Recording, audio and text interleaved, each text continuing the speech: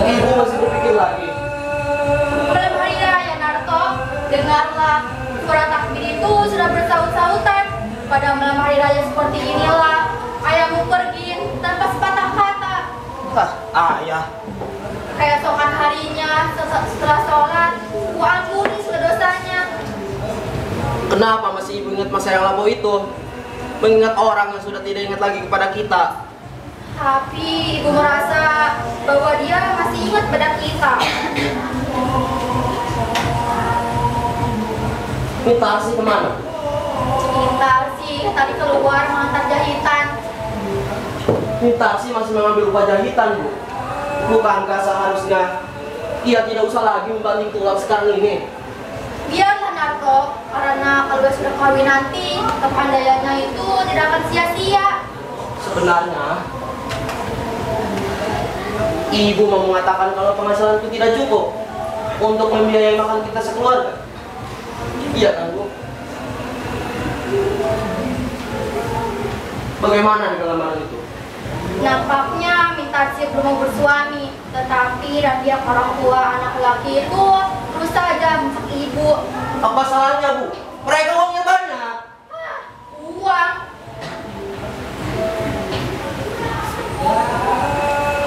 Maaf, Bu. Bukan maksud aku mau menjalani sendiri. Aku jadi mata duitan. Ya, mungkin karena hidup yang penuh penderitaan ini. Ayahmu seorang wartawan tanah dan kekayaannya sangat banyak, mewah di waktu kami kawin dulu. Tetapi kemudian seperti pokok yang angin kencang, buahnya gugur karena uang, Narto. Tidak, Narto, aku tidak mau terkena dua kali. Aku tidak mau adikmu bersuami seorang wartawan. Tidak, aku saya sendiri. Biarpun hidup sederhana, Mintarsi mestilah bersuamikan seorang yang lebih tinggi. Mesti itu, Narto. Oh, kalau bisa kedua-duanya sekaligus, ada harta, ada budi. Di mana dicari, Narto? Adik kau hanyalah seorang gadis biasa. Apalagi sekarang ini karena kita susah.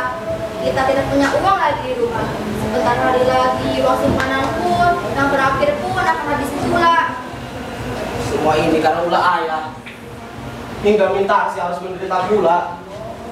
Sejak kecil, ia sudah merasakan pahit ketika kehidupan. Tapi kita harus mengatasi kesulitan ini, Bu. Harus. Ini kewajibanku sebagai abangnya. Aku harus lebih keras lagi berusaha.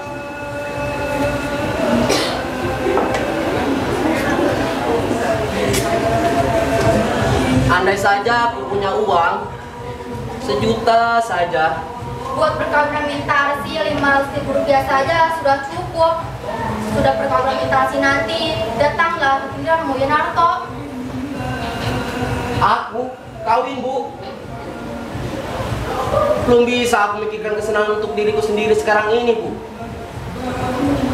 Sebelum saudara-saudaraku senang dan ibu ikut mengecap kebahagiaan atas diri payahku nanti, Bu. Aku sudah merasa bahagia kalau kau bahagia, Narto. Walaupun nasib ibu bersuamikan tidak baik. Dan kata orang, bahagia itu akan turun kepada anaknya. Pada malam hari raya itu, aku tidak tahu apa yang aku kerjakan. Tetapi Main Bu lambat benar kurangan ini, Bu. barangkali banyak kerjakannya. Karena katanya mungkin bulan depan dia akan naik gaji. Benar itu, Bu. Maimun memang pintar, otaknya encer. Tapi karena kita tidak punya uang, kita tidak bisa menyekolahkan dia lebih lanjut lagi. Tapi kalau ia mau bekerja keras, tentu ia akan menjadi yang berharga di masyarakat. Narto, siapa gadis yang sudah sering bersepeda bersamamu itu? Ibu, dia cuma teman sekerjaku, Bu. Tapi ibu rasa pantas sekali dia buat kau. Meskipun dia bukanlah orang yang seperti kita derajatnya. Tetapi kalau kau suka, Sudahlah, Bu. Buat apa mikirkan kami sekarang? Mungkin 10 tahun lagi kau sudah beres semuanya. tapi kalau nanti sudah kawin, kau juga mesti, Narto. Kau kan lebih tua. Waktu ayahmu pergi itu, aku perlu kalian semua anak-anakku. Hilang Sudahlah Bu, buat apa mengingat kejadian lama? Assalamualaikum. Waalaikumsalam.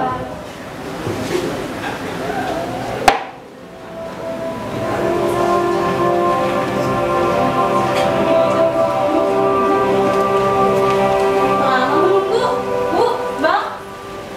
Tempat buatku kok kemari ini, Mun. Buka puasa di mana tadi? Kerja lembur, Bu. Tadi aku berbuka puasa bersama teman di kantor. Tapi biarlah perkawinan Metarsi nanti. Di mana dia, Bu? Mintarsi ya, tadi keluar mengantar jahitan. Bang Narto, ada kabar aneh.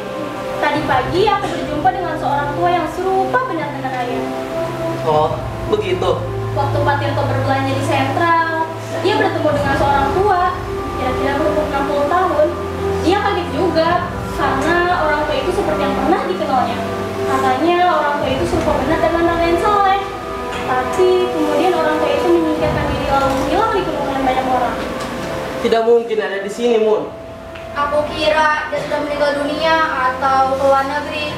Sudah 20 tahun sejak dia pergi pada hari raya seperti ini.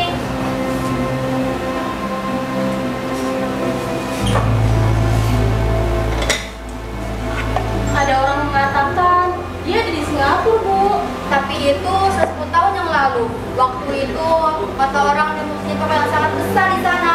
Dan kata orang juga yang pernah melihatnya hidupnya sangat mewah. Iya. Tapi anaknya makan lumpur. Tapi kemudian tidak ada lagi kabar apapun tentang ayahmu. Apalagi seperang sekarang ini, di mana kita terus bertanya.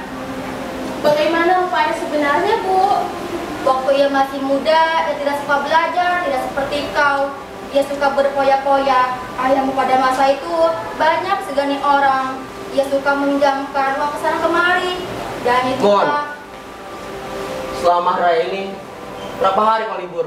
2 hari, Bang. oh iya, hampir lupa. Ada makanan yang belum ibu taruh di dapur.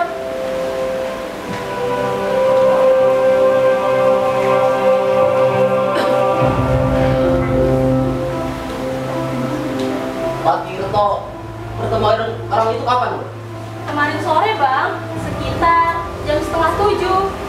Bagaimana pakaiannya? Sudah tak bagus lagi katanya. Pakaiannya compang-camping dan kopiahnya juga hampir putih.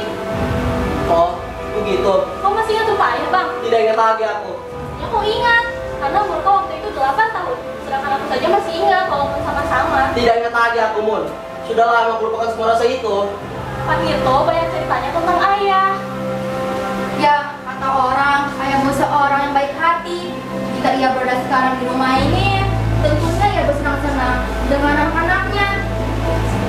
Minta sih kemana belum pulang sekarang? Jam berapa sekarang ini? Bang Narto, ada kabar aneh lagi. Tadi pagi aku berkenalan dengan orang India.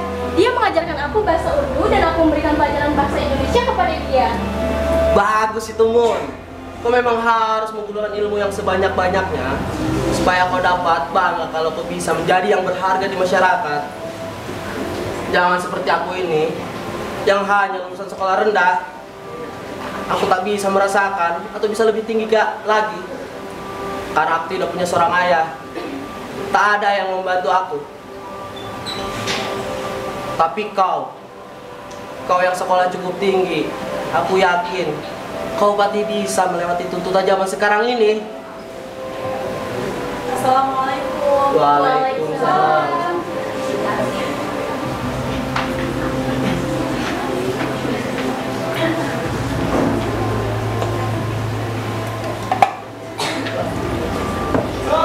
Sudah berbuka puasa semuanya?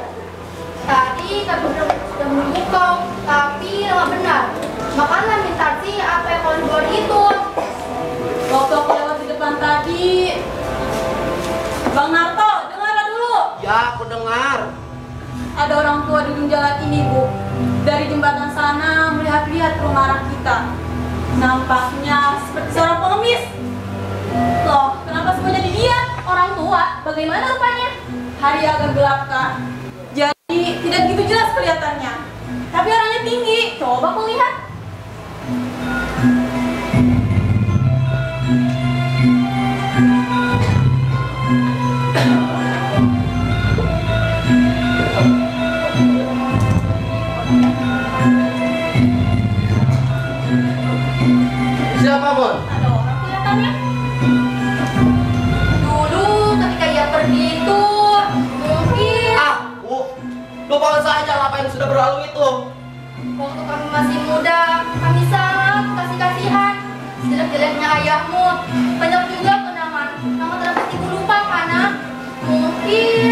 kembali juga.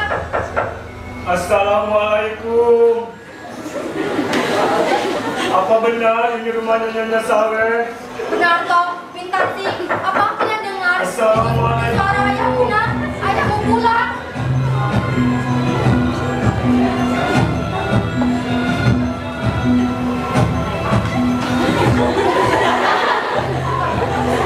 Tidak. Kau tidak. Saleh, engkau Saleh, engkau banyak berubah Saleh. Aku berubah, Tina. 20 tahun perceraian berubah wajahku. Dan ini semua tentunya anak-anak kita. Ya, memang ini semua anak-anakmu sudah lebih besar daripada ayahnya. Mari, duduk depan dengan mereka. Apa? Aku boleh duduk, Tina? Tentu saja boleh. Mari.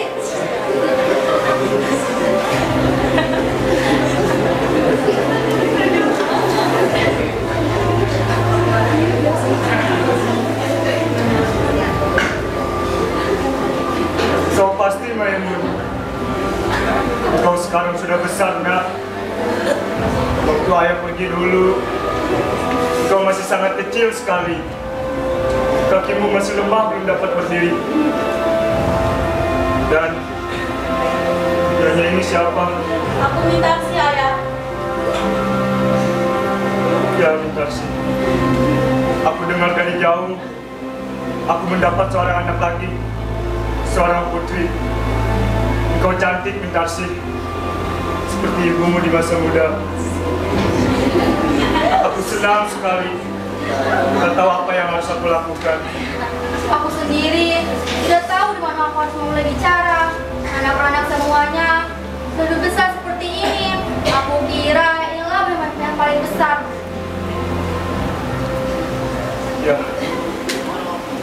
rupanya anak-anak dapat juga besar walaupun tidak dengan ayahnya. Mereka semua sudah dipandang sekarang. Gunarto, Raja Pesantren Nun, dan Maimun tak pernah tinggal di sama bersekolah. Dia keluar sebagai yang pertama kemudian, dan Mintarsi membantu aku menjahit.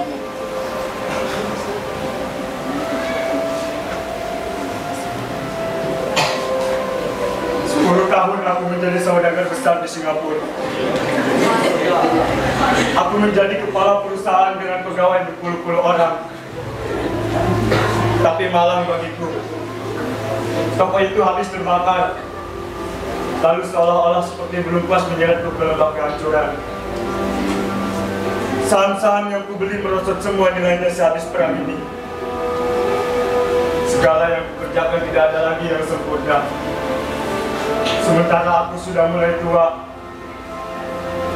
Lalu tempat tinggalku, keluargaku, anak dan istriku tergambar lagi di depan mata dan jiwaku.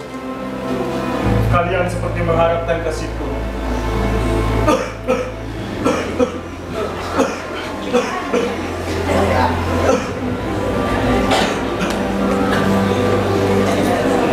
Maukah kau mengambilkan segelas air buatku, Gunarto?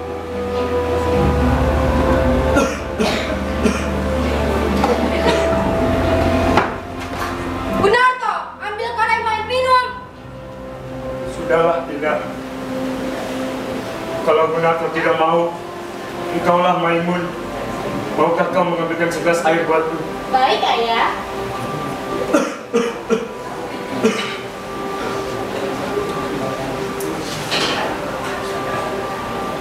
Maimun, kapan kamu punya seorang ayah? Gunarto, Kami tidak mempunyai seorang ayah. Kapan kami punya seorang ayah? Gunarto, apa katamu itu? Kami tidak punya seorang ayah, kataku. Kalau kami punya seorang ayah, lalu apa perlunya kami membanting tulang selama ini? Jadi budak orang.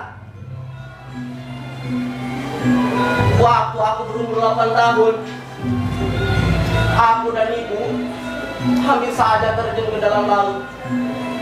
Untungnya ibu cepat sadar. Dan jika kalau kita punya ayah, lalu apa perlunya aku menjadi anak suruhan waktu aku berumur 10 tahun?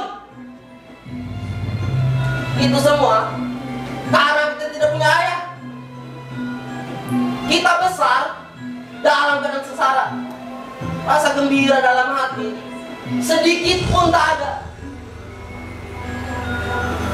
Dan kau Maimun, kau lupa, kau pernah menangis dulu di sekolah rendah dulu karena kau tidak bisa membeli mainan seperti kawan-kawanmu itu.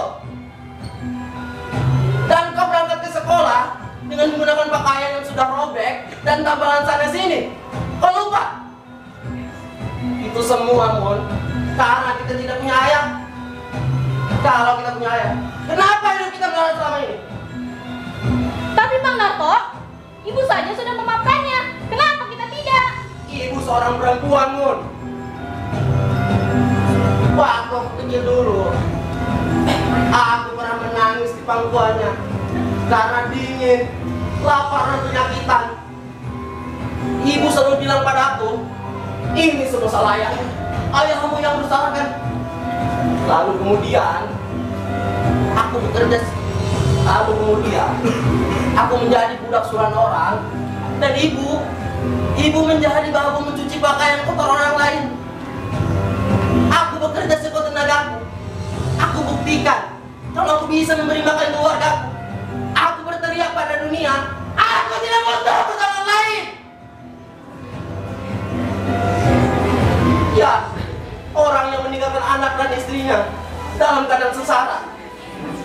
Tapi aku sanggup menjadi yang berharga. Meskipun aku tak pernah merasakan kasihnya seorang ayah.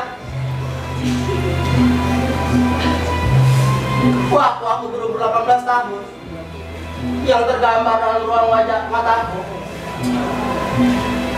hanyalah gambaran ayahku yang telah sesat. Ia melarikan diri dengan wanita asing, hingga lupa ya kepada anak dan istrinya, juga lupa ya kepada kewajibannya, karena nafsunya telah membawanya ke pintu neraka. Sampai-sampai buku tabunganku yang disimpan ibu ikut hilang bersama ayah yang ingat itu. Maka jika memang kalau kita punya ayah, maka ayah itulah usahaku yang sebesar-besarnya. Tapi Bang Narto, lihat ya sekarang. Ayah sudah setua ini Bang Narto.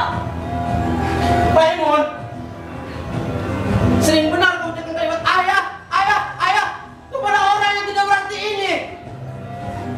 Cuma ada orang tua yang masuk ke dalam rumah kita dan dia mengaku sebagai ayah kita. Dan kau sebut pula ia ayah kita, padahal tidak kita kenal sama sekali. Tidak, Maimun. Coba kau perhatikan, apa kau berhadapan dengan ayahmu? Tapi Bang Narto, lihat ya sekarang. Ayah sudah setua ini Bang Narto. Dia adalah darah daging kita. Baik buruknya kelakuan dia terhadap kita tetap anaknya yang harus merawatnya. Jadi maksudmu, sesudah ia melepaskan hawa nafsunya di mana-mana, dan dia kembali lagi ke sini karena sudah tua, dan kita harus memeliharanya. Enak betul. Narto, sampai hati kamu begitu terhadap ayahmu, ayah kandungmu. Ayah kandung? Memang Gunarto yang dulu mempunyai ayah kandung, tapi ia sudah meninggal 20 tahun yang lalu. Gunarto yang sekarang adalah Gunarto yang dibentuk oleh Gunarto sendiri. Aku tidak punya hutang budi di atas dunia ini ke siapapun. Aku merdeka. Aku merdeka semerdeka-merdekanya, Bu. Aku emang berdosa dulu itu. Aku mengaku. Dan sudah sebabnya aku kembali pada hari ini untuk menebus semua kesalahan dan dosaku. Tapi sekarang, ya, benar kata Menarto. Aku hanya seorang tua dan aku tidak bermaksud untuk mendorong-dorongkan diri agar diterima di mana tempat yang tidak aku kendaki. Baiklah, aku akan pergi.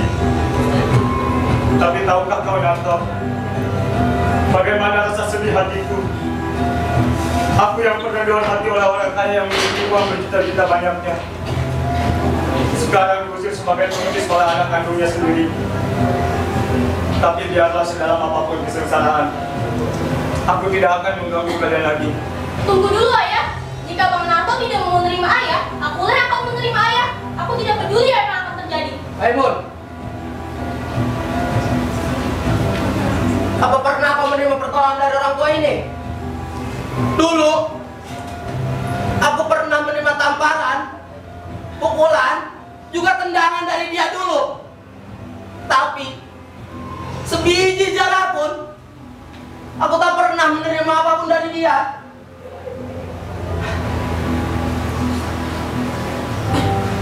Jangan begitu keras Bang Narto. Dia ayah kita. Ayah maksudmu? Jangan kau membela dia! Ingat! Siapa yang membesarkan kau? Kau lupa? Akulah yang membesarkanmu dari penghasilanku sebagai kacung dan tukang suruhan. Ayahmu yang sebenar-benarnya adalah aku! Kau menyakiti hati Kau itu kau membela dia! Sedangkan untuk kau, aku juga yang bertindak sebagai ayahmu. Baiklah, baiklah. Pelihara orang itu.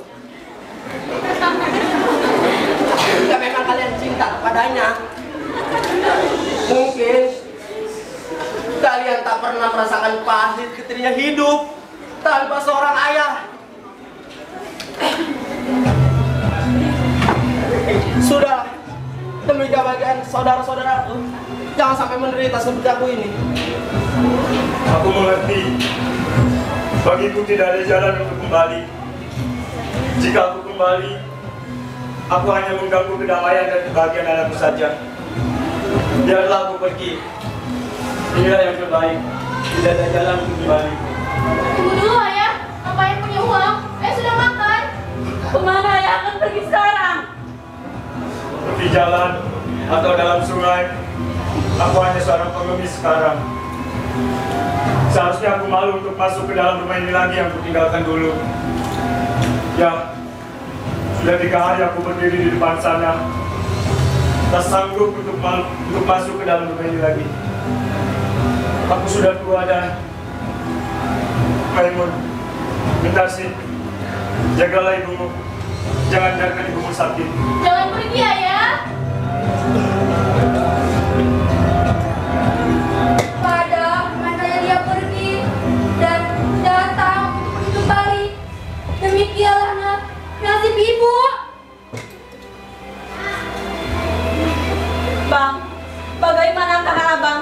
Tidak dapatkah abang memaafkan ayah? Besok hari raya bang, sudah semestinya kita saling memaafkan. Abang tidak kasihan, kemana dia akan pergi setelah itu bang? Tidak punya rasa belas kasihan kok bang. Tidak ada rasa tanggung jawab terhadap adik-adiknya yang sudah tak berakhir lagi. Malam hari begini, abang suruh dia pergi. Dia ayah kita bang, ayah kita sendiri. Jangan kalian lihat aku sebagai terdakwa. Mengapa kalian hanya menyalahkan aku saja? Sekarang kalian harus pilih dia atau aku. Tidak, aku akan tetap panggil ayahku pulang. Aku tidak peduli apa yang akan aku lakukan. Jika perlu